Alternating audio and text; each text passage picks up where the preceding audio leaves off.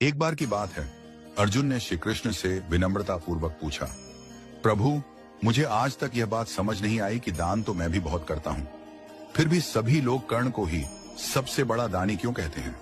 यह सुनकर श्री कृष्ण मंद मुस्कान के साथ बोले, अर्जुन, आज मैं तुम्हारी यह जिज्ञासा अवश्य शांत करूंगा। इतना कहकर श्री कृष्ण अर्जुन को लेकर पास ही स्थित एक पर्वतीय स्थान पर गए। उन्होंने वहां खड़ी दो सामान्य पहाड़ियों को अपने दिव्य स्पर्श से सोने की बना दिया। फिर उन्होंने अर्जुन से कहा, इन दोनों सोने की पहाड़ियों का सारा सोना पास के गांव वालों में बांट दो। अर्जुन ने तुरंत आज्ञा स्वीकार की और पूरे जोश और उत्साह के साथ कार्य में लग गए।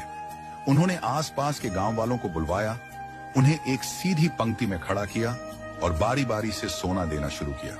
हर व्यक्ति को वह देखकर देते कि किसे कितनी आवश्यकता है। उन्होंने यह भी ध्यान रखा कि कोई बार बार आकर दोबारा न ले। गांव वाले अर्जुन की जय जयकार करते जा रहे थे। वह भी हर्षित थे कि उन्हें प्रभु के आदेश पर पुण्य करने का अवसर मिला। 2 दिन और 2 रात लगातार उन्होंने बिना विश्राम किए सोना बांटा, किंतु गांव के लोग फिर से लौट आते और पंक्ति में खड़े हो जाते। अर्जुन थकने लगे थे, उनके हाथ कांपने लगे थे। उन्होंने आश्चर्य से देखा कि जिन सोने की पहाड़ियों से वह सोना काट काट कर बांट रहे थे, उनके आकार में रत्ती भर भी कमी नहीं आई थी। थक कर उन्होंने श्री कृष्ण से कहा, प्रभु, अब मुझसे यह काम और नहीं होगा, मुझे थोड़ा विश्राम चाहिए।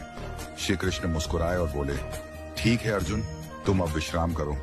इसके बाद श्री कृष्ण ने कर्ण को बुलवाया। कर्ण ने आकर श्री कृष्ण को प्रणाम किया। श्री कृष्ण ने उसे वही कार्य सौंपते हुए कहा, इन दोनों सोने की पहाड़ियों का सारा सोना गांव वालों में बांट दो। कर्ण ने चारों ओर नजर दौड़ाई और कहा, यह सारा सोना आप सबका है, जिसे जितना चाहिए वह जाकर स्वयं ले ले। इतना कहकर वह वहां से चुपचाप चले गए। न कोई पंक्ति, न कोई जांच, न किसी प्रकार का निर्णय कि किसे कितना मिले। जो आया जितना उठा सकता था उठाकर ले गया। अर्जुन यह सब देख रहे थे। उन्हें अपने भीतर कुछ असहजता महसूस हुई।